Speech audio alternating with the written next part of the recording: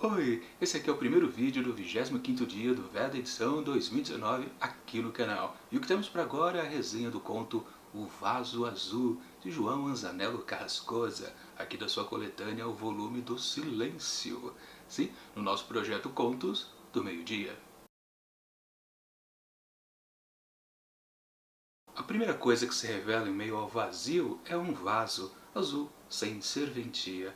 Perdido na névoa, sua base rebrilha sobre uma superfície indefinível. O vaso, obra tão delicada, gira vagarosamente no espaço. Ou são nossos olhos que o contornam, não se sabe.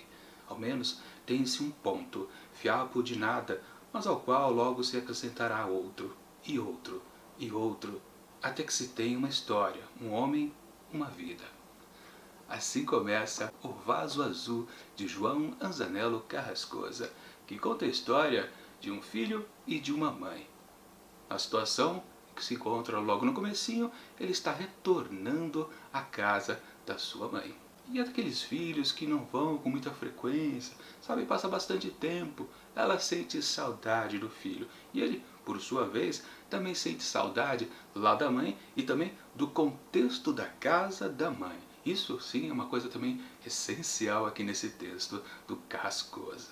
Mas o que vai acontecer justamente do encontro, quando finalmente o filho volta, depois de meses, à casa da mãe? Qual vai ser a relação dos dois? Será uma relação íntima, complicada, diferente, essencial? Não vou dizer, porque senão estraga a experiência de quem ainda pretende ler este conto. Minha avaliação do texto. Mesmo a gente tendo lido apenas 2 contos do Carrascosa, já dá para começar a perceber uma certa característica bastante presente nos seus textos, que é o lirismo. Com certeza, ele gosta de deixar um certo afeto bem profundo entre seus personagens. Claro, nas próximas histórias isso pode mudar completamente, mas por enquanto fica algo bem evidente quando a gente compara essas 2 primeiras histórias. Lembram, né? Semana passada nós tínhamos a relação de um pai com um filho. No caso, era uma criança ainda, e o pai, numa faixa, sei lá, de uns 30, 40 anos. Aqui, embora também numa mesma situação familiar, temos uma mãe um pouco mais idosa e um filho na sua faixa dos 30 anos. Ou seja, esse filho aqui é até mais novo, talvez, do que o outro pai da outra história. Mas de qualquer forma, o que importa, sim, são os afetos que há aqui entre os personagens. E claro, se lá o filho da história anterior ainda estava na sua fase de amadurecimento, ele estava se transformando, né, de uma criança para um adolescente, talvez adulto,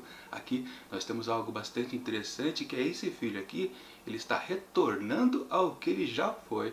Quase um caminho inverso, né? Se aquele queria crescer, o de hoje, agora, ele quer um pouco sentir o que ele tinha na sua infância, ali dentro daquela casa. Isso também é uma questão importante, né? Na outra história, tudo se desenvolveu dentro de um carro de passeio. Aqui não, está realmente os 2 personagens dentro daquela casa íntima do passado. E ele, esse filho, quer retornar a tudo aquilo. E uma coisa curiosa também, essa abertura que eu li para vocês, que é exatamente como começa o texto, ele é muito significativo. Coisa que você só compreende bem lá ao final do texto. No começo, quando você começa a ler, há um certo choque, há uma certa mudança logo em seguida, porque começa a acontecer justamente do filho indo para a casa da mãe depois de um certo tempo. Não é definido exatamente quanto, né? Mas, de qualquer forma, fica um pouco quebrado esse comecinho e logo o parágrafo seguinte. Você entende exatamente o que o autor quer dizer com tudo isso? Lá no último parágrafo também do texto, ou na última frase, para ser mais exata. Aí a gente consegue encaixar uma coisa com a outra e a gente fala, poxa, como o texto ficou muito melhor do que já estava sendo até aquela hora. Pois sim, o texto, na verdade, ele tem uma batida apenas, que é justamente esse conforto que o filho sente ao voltar para casa e também um certo outro tipo de conforto que a mãe sente ao ter o seu filhote ali sobre as suas asas. É uma coisa bem curiosa como, aliás, um personagem vai cutucando o outro sem querer cutucar, meio que sabendo como o outro vai reagir. Algo bastante engraçado até num certo momento, como você vai percebendo como um vai jogando com o outro. Relação de mãe e filho, claro, pois um sempre já sabe como o outro vai reagir. Embora às vezes o próprio narrador aqui do texto também finja não saber dessa verdade, porque ele vai colocando as coisas e fala, ah, ela fez isso, ah, ele fez tal coisa. Fica esse vai e não vai o tempo todo. Aliás, eu posso até, uma crítica que eu posso realmente fazer ao texto do Carrascosa é justamente isso. Num certo momento, quando eu estava lendo o texto, a partir da metade, eu já percebi qual era a sacada. O que ele queria dizer da relação, do contraste entre essas duas figuras, super unidas pela vida inteira, né? Mas depois eu falei, mas tá, eu já entendi, Carrascos, não precisa ficar repetindo o tempo todo o mesmo mote. Sim, o afeto que está entre os dois ali está bem claro, não precisa ficar se repetindo. Mas, claro, isso também pode passar batido para muitos leitores. Eu percebi, fiquei um pouquinho incomodado, comecei a com aquela sensação de talvez o texto comece a ficar um pouco longo porque está enrolando um pouquinho. Mas para muita gente que entre logo nessa situação de contraste entre os dois personagens, da necessidade de contato entre um outro, embora não tenha contato de fato, né? É só a presença de um outro perto ali no mesmo ambiente. Pode gostar bastante a outros leitores. É questão de gosto, para falar a verdade. O meu cansaço não diminui o texto em si. Uma coisa curiosa também que é sucedida é que há uma marcação aqui de dedicatória para um outro escritor brasileiro, que é exatamente aqui. Não sei porque eu estou pegando, porque eu já sei o nome, mas está escrito para Raduan Nassar. Um escritor brasileiro, certamente famoso por um lado e certamente desconhecido por outro. Muitas pessoas podem se perguntar, Raduan Nassar não conheço, nunca ouvi falar, mas é um escritor tido como de ótimas obras, mesmo que ele não tenha feito muita coisa. Basicamente, ele escreveu 2 romances principais, que é Lavoura Arcaica e Um Copo de Cólera, e alguns contos, e acabou. Ele resolveu se aposentar, mas foi o suficiente para ele ser tido como um grande escritor brasileiro. Aliás, eu já li um conto do Raduan Nassar, lá em 2017, dentro do projeto de leitura de os 100 melhores contos brasileiros do século, no caso, do século passado. Um dos textos foi justamente um conto do Raduan, que foi lá pelas 3 da tarde, mais ou menos isso.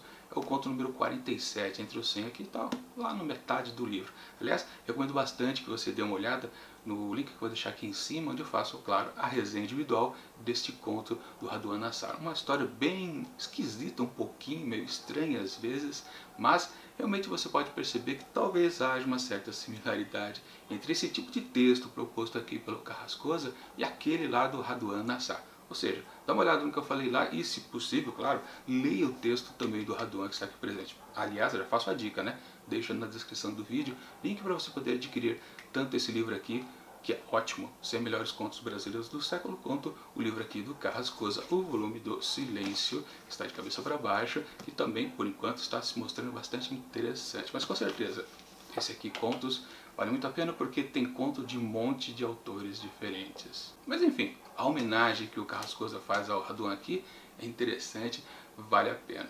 Agora, claro, a melhor característica desse conto é algo que estava no conto passado, talvez a gente não tenha percebido, e também está o tempo todo, durante todos os próximos contos, porque qual é o nome do livro, né? O volume do silêncio. Sim, já havia um silêncio lá na história passada do pai com o filho. Agora, nessa história da mãe com o filho, é maior ainda o silêncio. Na verdade, muitos leitores, aliás, eu gosto muito de texto onde se percebe o silêncio. E é exatamente o que o Carrascosa entrega aqui para quem lê essa história. Em vários momentos ele fala sobre o silêncio, aquela casa do qual o filho retorna depois de um bom tempo ali para a casa da sua mãe. Ele percebe muito o silêncio, ele fica muito confortável, ele fica muito tranquilo, ele se esquece muito de si quando ele nota que a casa da mãe é super silenciosa, ou seja, aconchegante. O conforto do silêncio, com certeza, é uma coisa cara para o Carrascosa, e ele deixa muito evidente aqui nesse conto quanto a gente percebe o silêncio em vários e vários momentos. E isso não fica repetitivo, com certeza. Aliás, em muitos momentos você não percebe que ele estava falando sobre o silêncio, que ele quer dizer o tempo todo que o que vale é a coisa silenciosa. Aliás, tem um detalhe que chama atenção, que é bastante repetido durante o conto inteiro. Acho que tem 4 ou 5 entradas diferentes que esse filho que retorna à casa, ele percebe o barulho da criançada lá do lado de fora. E sempre dizendo que eles estão fazendo barulho. A criançada está fazendo traquinagem, a criançada não sei o quê, mas tudo referente que elas estão não em silêncio, elas estão fazendo barulho o tempo todo. E esse contraste da molecada lá fora, que ele foi um dia, né? Na verdade, né? Quando ele era criança, esse contraste sim é muito importante, valorize o silêncio que está ali dentro da casa. E claro, a outra coisinha boa do texto também é que lá ao final, como eu já comentei, ele se conecta totalmente com o primeiro parágrafo que eu li para vocês, e muita gente pode pensar, mas peraí, do jeito que acaba isso aqui, pode ser que aí eu não posso falar, mas com certeza é uma boa sacada, tanto para um lado positivo quanto para um lado negativo. Mas no fundo talvez seja só uma enganação ali do autor, uma pegadinha que ele propõe no final para você ficar um pouco mais inquieto com o texto, mas com certeza sim também há ao mesmo tempo um grande fecho. E por isso, para o vaso azul de João Anzanello Carrascosa, eu atribuo 4,5 asteriscos. Sensacional esse texto. Bom, e amanhã, falando de autores que manjam do riscado do gênero e que trabalham, temos aqui Agatha Christie, a Rainha do Crime, com mais um conto aqui da coletânea Três Ratos Cegos e Outros Contos. Com certeza, mais uma boa história. E claro, já estou adiantando para vocês, será uma história de Hercule Poirot. Sim, aquele detetive belga, também super esperto, tanto quanto a Miss Marple. E claro, semana que vem a gente retorna para o Volume do Silêncio, provavelmente com outra história silenciosa de João Anzanello Carrascosa. Mas enquanto esses próximos vídeos não chegam, eu deixo aqui do lado dicas de outras resenhas já feitas aqui nesse ano de 2019 para o projeto Contos do Meio-Dia. Ufa, tchau!